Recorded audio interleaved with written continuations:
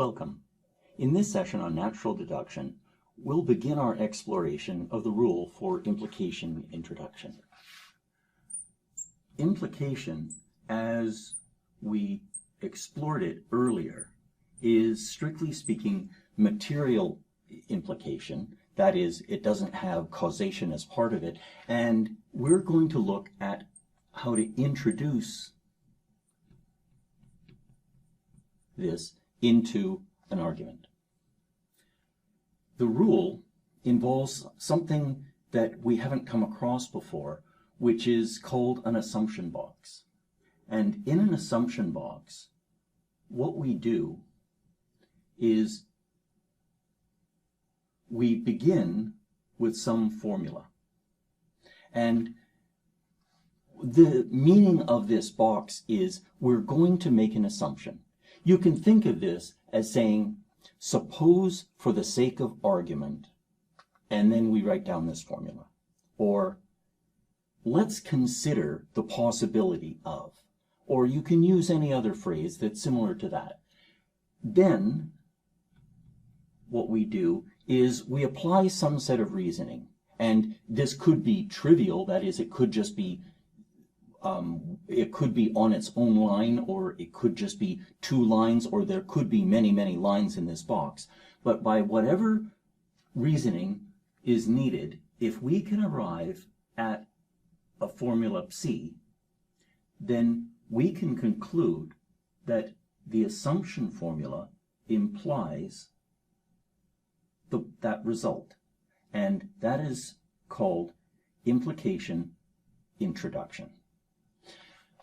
This is a very powerful rule, and these assumption boxes are a key part of the way that we'll use natural deduction. Let's look at an example. Previously, when we were looking at conjunction, we showed that conjunction was, for example, you could reverse the two. It was commutative, and implication is not commutative. But there is a property of implication that we would like, which is that it's transitive. An example is, if we are told that P implies Q, and we are told that Q implies R, we would like to prove that P implies R. That is, if P is true, then Q must be true. If Q is true, then R must be true. Therefore, P implies R. And there are other ways that you can phrase it. And we would really like this to be true. So let's prove that for these symbols, it's true. And the way that we do that is, as usual, we write down our premises. So that's P implies Q, which is a premise. And we then write our second premise, which is that Q implies R. And we write down our conclusion, which is, in this case, that P implies R. An assumption box is naturally asking for us to engage in backward reasoning. Here, it's not clear at all from the premises what rules we could possibly apply that would lead us to this conclusion. So let's reason backwards.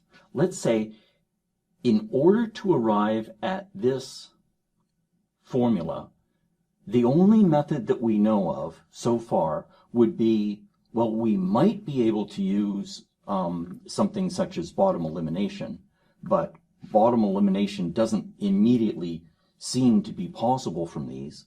Or we could try using our new rule. So let's try our new rule. What that would be is that would be opening an assumption box. And let us do that. Let's draw a box. So step one for me is always draw the box. Step two is always to write down the rule that I am using to get there. Here, I want to conclude one formula implies another. Here, the first formula is P, the second formula is R, And I don't know what lines I'm going to use yet, but I know for sure that I am going to use Implication Introduction.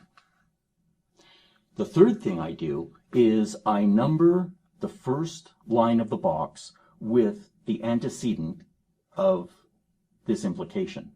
So that would be line 3, and the antecedent is P. And the reason for it appearing is this is an assumption. That is, I am assuming that P is true, or you could say, for the sake of argument, suppose that P is true. The fourth thing I do is I write the consequent of the implication, which in this case is R, and I don't have any number because I don't know how many lines this is going to take, and I don't know yet how I'm going to arrive at it. The fifth thing that I do is I then combine my assumption with all the lines within scope that precede this in my proof, and I ask myself, what could I do in forward reasoning? Here I see P, and then my first premise is P implies Q. Well, I could use implication elimination. Let me try that. So I'll try implication elimination, and that would let me deduce Q, and that would be using line 3 and line 1 and implication elimination.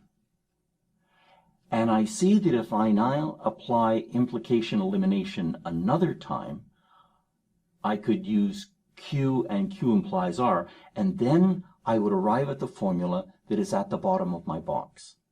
And so this intervening space on paper, perhaps for you, and on the whiteboard for me, is not needed, but I can now write that as line 5, and that comes from line 4, and now I go outside the box within scope to line 2, and I've applied implication elimination again. I've completed the reasoning inside the box, so I'm done, and I can now say that I arrived at this using the rule of implication introduction, and the way that we write this in natural deduction is we say it's the start line dash the end line. So in this case, it's line 3 dash 5, comma, and so I've completed the proof. So that's our first example of what we can do with implication introduction. Another way that we can use implication introduction is to prove a theorem. A theorem is a formula that is always true. The way that we would write this in natural deduction is we would simply begin with the sequence symbol. And suppose that the theorem that we want to prove is that if P is true, then any symbol implies P. This is a slightly odd looking problem because there are no premises for us to write down. We're used to writing them down, and here there simply aren't any. We have no premises whatsoever. Our conclusion is something that we do have, which is we have P implies Q implies P. And now we're a bit stuck because if there are no premises, we can't use forward reasoning, so we must use backward reasoning. How could I use backward reasoning? Well, I can turn to this rule because in using backward reasoning, what I always do is I look at the structure of the conclusion, or whatever statement it is that is to be proved. And here, the structure is an implication. It's one formula implies another formula. I know that if I open an assumption box, that I'm allowed to write the antecedent at the top, and I'm allowed to write the consequent at the bottom. As always, I draw the box. I then state the rule that I'm using so I don't lose track of that. I write the antecedent at the top with a line number. In this case, it's line 1 is I'm going to assume P. So P is my assumption. And I write the consequent at the bottom, which is, I don't have a line number yet, but that is Q implies P. Well, this has got me somewhere because I took a more complicated formula and I've made it now into a simpler formula. And again, there's only one premise here. Well, sorry, there are still 0 premises. There's only one assumption, only one thing that I have in my proof so far. And it doesn't look yet as though I could apply forward reasoning. But I can apply backward reasoning another time. And so we're allowed to nest these boxes. And in this case, nesting the boxes is essential. I look at the structure of this, it's an implication. I'm allowed to use implication introduction. And so I would open a second box. I would open the box,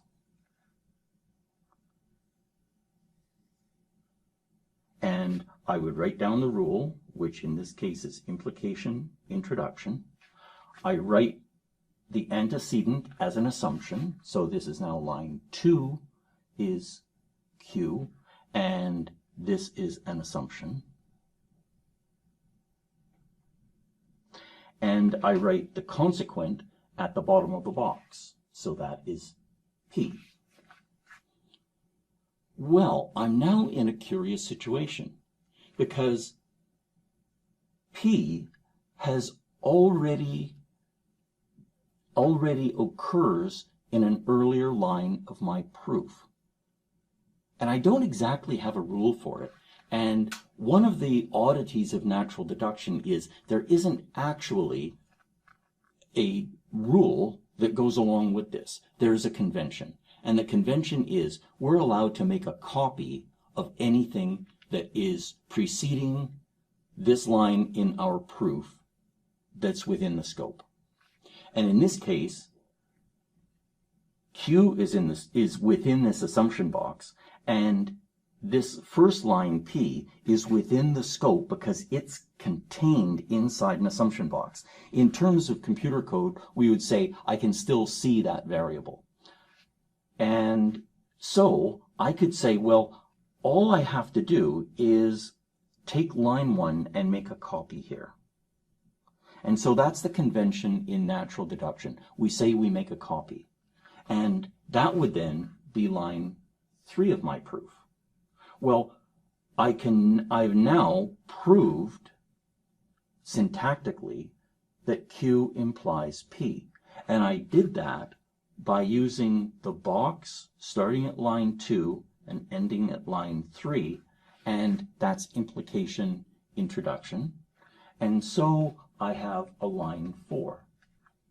And now I've completed this box because I put a number on the lowest line inside the box, in the last line, and that completes this box. I'm now allowed to put a number down here, so that would be 5, and then I have to put my reasoning here, and the reasoning is I'm using implication introduction, and that is in the box that begins at line 1 and that ends at line 4. And so syntactically, what I've done is I've proved a theorem. I've proved that from no assumptions whatsoever, P always implies that Q implies P. That is, if P is true, then anything materially implies P. That's not to say that it follows in any causal sense, but in a material implication sense, that's what this says.